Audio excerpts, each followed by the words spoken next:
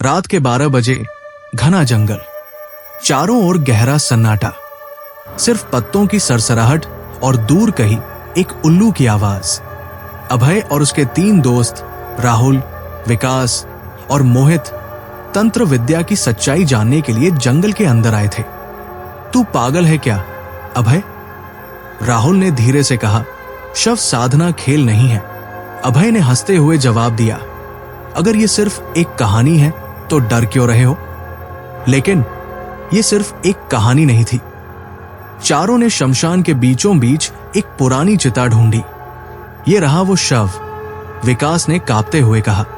अभय ने मंत्र पढ़ना शुरू किया। हरिकली ठह ठह। जैसे ही मंत्र तेज हुआ, अचानक चारों ओर हवा तेज चलने लगी। अब बस एक दीपक जलाना है और आत्मा हमारे सामने होगी। अभय ने जैसे ही दीपक जलाया, शव की आंखें अचानक खुल गई। हाँ, अब तुम लोग बच नहीं सकते। शव ने अपने दोनों हाथ हवा में उठाए और जमीन हिलने लगी। चारों दोस्त डर के मारे पीछे हटे। अचानक पूरा जंगल गहरे अंधेरे में डूब गया। फिर राहुल गायब हो चुका था। राहुल, चारों ओर देखने पर सिर्फ उसकी चप्पल पड़ी मिली। तभी शव के होंठ हिले। तुम्हारा दोस्त अब मेरा है। अगर उसे वापस चाहते हो तो किसी और की बलि दो। तुम्हें एक और शव लाना होगा। अभय, विकास और मोहित सुन पड़ गए। अब क्या करें? तभी अभय की नजर मोहित पर पड़ी। क्या अभय और विकास मोहित की बलि देंगे, या क्या राहुल को बचाने का कोई और तरीका होगा? या फिर यह सिर्फ एक खेल था और असली शिकार कोई और बनने वाला था? अब कुछ भी हो सकता है। रात का दूसरा पहर, गहरा अंधेरा, सर्द हवाएं और चारों तरफ सिर्फ जंगल की भयावह चुप्पी। अभय, राहुल, विकास और मोहित 4 दोस्त जो तंत्र विद्या को महज एक मजाक समझते थे। लेकिन उस रात जब वे गांव के पुराने श्मशान घाट पर पहुंचे तो उन्हें नहीं पता था कि वे मौत के दरवाजे पर खड़े हैं। क्या तुम सबको यकीन है कि हम ये करने वाले हैं? मोहित ने कांपती आवाज में पूछा। हम सिर्फ देखने आए हैं। तंत्र साधना कोई जादू नहीं होता, अभय ने हंसते हुए कहा।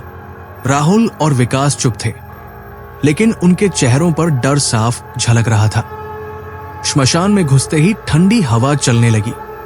चारों ओर अधजली लकड़ियों की गंध फैली हुई थी। अचानक राहुल ने एक पुरानी चिता देखी। ये चिता अभी बुझी नहीं है। राहुल फुसफुसाया। अभय ने वही एक काला धागा बांधा और बोला, अगर यहां आत्मा है तो सामने आ। तभी एक जोरदार झटका आया और दीपक बुझ गया। चारों दोस्त उछल पड़े। अंधेरे में कुछ सफेद आकृतियां चलती हुई दिखी। कौन है वहां? मोहित ने घबराते हुए पूछा। कोई जवाब नहीं आया। तभी एक डरावनी हंसी गूंजी। चारों दोस्तों की सांसें थम गई। वो क्या था? विकास ने कांपते हुए कहा। लेकिन अगले ही पल राहुल हवा में उठ गया। चौथा भाग, बलि का खेल शुरू। अब तुम बच नहीं सकते। एक गूंजती हुई आवाज आई। राहुल जमीन से 2 फीट ऊपर हवा में लटका हुआ था। उसके मुंह से अजीब आवाजें निकल रही थी। ये क्या हो रहा है? अभय चीखा। तभी उस शव के होंठ हिले। तुमने मुझे जगाया है। अब बिना बलि के वापस नहीं जाओगे। अचानक शव ने अपने हाथ उठाए और एक जोरदार हवा चली। मोहित गायब हो गया। मोहित कहाँ गया? विकास ने कांपते हुए पूछा। शव ने धीरे से कहा, अगर मोहित को वापस चाहते हो तो एक और शव लाओ। अभय और विकास सुन पड़ गए। अब सवाल यह था, वे किसे मारेंगे? या क्या यह खेल खत्म नहीं होने वाला था? जहां से छोड़ा था, मोहित गायब हो चुका था। श्मशान में सिर्फ 3 दोस्त कांपते हुए खड़े थे। अगर मोहित को वापस चाहते हो तो एक और शव लाओ। शव से आती हुई डरावनी आवाज ने अंधेरे को और भयानक बना दिया। अभय, राहुल और विकास की रूह कांप गई। हम किसी को नहीं मार सकते, विकास ने कांपती आवाज में कहा। लेकिन शव ने धीरे से गर्दन घुमाई और हंसते हुए कहा, तो मोहित को भूल जाओ। तभी मोहित की चीखें हवा में गूंजने लगी, बचाओ, मुझे बचाओ। लेकिन आवाज कहीं अंधेरे के अंदर से आ रही थी। ये सब क्या हो रहा है? अभय ने घबराते हुए कहा। शव फिर से बोला, या तो किसी और को मारो या तुम तीनों मोहित के पास जाओगे। अचानक अंधेरे से एक काला साया निकला।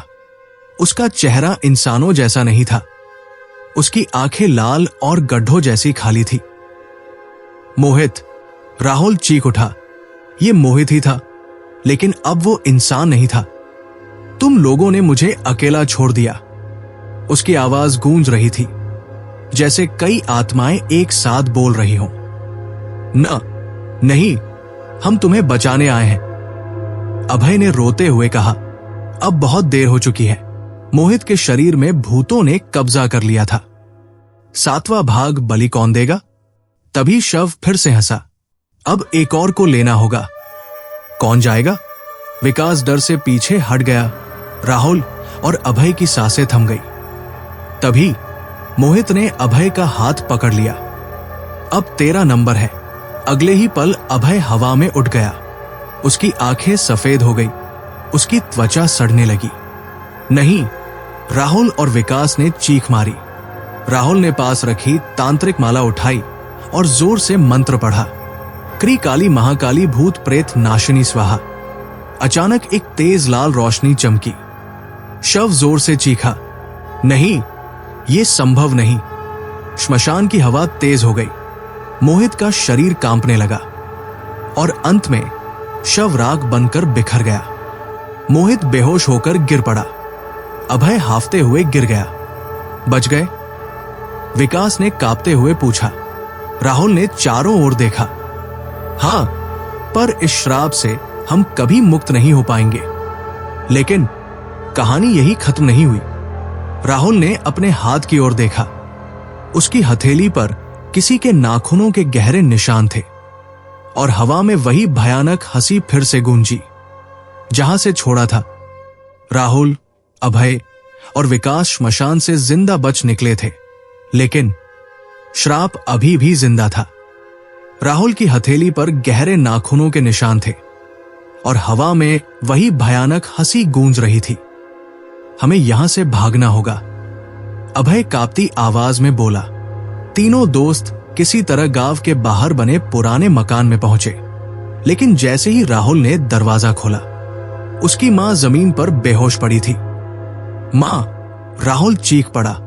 जैसे ही वे अंदर घुसे, कमरे की दीवारों पर अजीब परछाइयां बनने लगी। अभय के सामने अचानक एक काला साया आ गया। तुम बच नहीं सकते। उस साये की आंखों से खून टपक रहा था। विकास डर से दीवार के पास दुबक गया, लेकिन दीवार पर बनी परछाई मुस्कुरा रही थी। राहुल की मां अचानक उठी, लेकिन उसकी आंखें पूरी सफेद हो चुकी थी। मैंने कहा था, कोई नहीं बचेगा। उसका शरीर हवा में उठा और उसके मुंह से भयानक चीख निकली। अभय और विकास ने डर के मारे आंखें बंद कर ली, लेकिन जब उन्होंने देखा राहुल की मां अब उनके पास नहीं थी, वो अचानक गायब हो गई थी। ठक ठक ठक। अब कौन? अचानक दरवाजा खुद ही खुल गया। बाहर कोई खड़ा था, लेकिन जैसे ही उन्होंने देखा, वो मोहित था। लेकिन मोहित जिंदा नहीं था। उसकी आंखों से खून बह रहा था। उसके होंठ फटे हुए थे और उसके चेहरे पर कोई चमड़ी नहीं थी। तुम लोग तो बच गए, लेकिन मैं नहीं। अब मेरी आत्मा को चैन तभी मिलेगा जब तुम सब भी मरोगे। नहीं! अभय चिल्लाया। मोहित ने धीरे धीरे हाथ उठाया और कहा, अब एक ही रास्ता है, या तो एक और बलि दो, या फिर अगले 7 दिनों में तुम तीनों मर जाओगे। नहीं, नहीं, नहीं। अचानक कमरे की सारी लाइटें बंद हो गई और जब रोशनी आई, राहुल गायब था। राहुल कहाँ गया? लेकिन तभी राहुल की आवाज बाहर से आई, मुझे बचाओ, बचाओ। जब अभय और विकास बाहर गए, राहुल पेड़ से उल्टा लटका हुआ था और मोहित नीचे खड़ा मुस्कुरा रहा था। अब तो समझ गए, श्राप से कोई नहीं बच सकता। राहुल पेड़ से उल्टा लटका था और मोहित की आत्मा नीचे खड़ी भयानक मुस्कान दे रही थी। अब तो समझ गए, श्राप से कोई नहीं बच सकता। अभय और विकास ने राहुल को नीचे उतारने की कोशिश की, लेकिन जैसे ही उन्होंने उसका शरीर छुआ, राहुल की आंखें काली हो गई और उसने एक भयानक चीख मारी। अब तुम दोनों की बारी है। विकास ने कांपते हुए पीछे देखा। चारों ओर घना अंधेरा था और एक एक कर पेड़ों से लाल आंखों वाले साए निकल रहे थे। ये वही आत्माएं थी जो कभी शव साधना में बलि चढ़ चुकी थी। अचानक उन आत्माओं ने अभय और विकास को घेर लिया। हमें भागना होगा, विकास चिल्लाया, लेकिन वे भाग भी नहीं पाए क्योंकि जमीन ने उनके पैरों को पकड़ लिया था। अब तुम नहीं बच सकते। मोहित की आत्मा जोर से हंसने लगी। अभय ने कांपते हुए कहा, हमने कुछ नहीं किया, हम सिर्फ मोहित को बचाने आए थे। मोहित की आत्मा गुस्से में बोली, तुम्हारी गलती यह है कि तुमने शव साधना को रोका, अब इसका परिणाम भुगतो। अचानक राहुल हवा में उठ गया और उसकी गर्दन धीरे धीरे मुड़ने लगी। नहीं, विकास चीख पड़ा, लेकिन बहुत देर हो चुकी थी। राहुल की गर्दन पूरी तरह से घूम चुकी थी और उसकी लाश जमीन पर गिर गई। नहीं, राहुल, अब अभय और विकास के पास कोई रास्ता नहीं था। अचानक एक बुजुर्ग साधु वहां आ गया। रुको, तुम कौन हो? मोहित की आत्मा गरजी।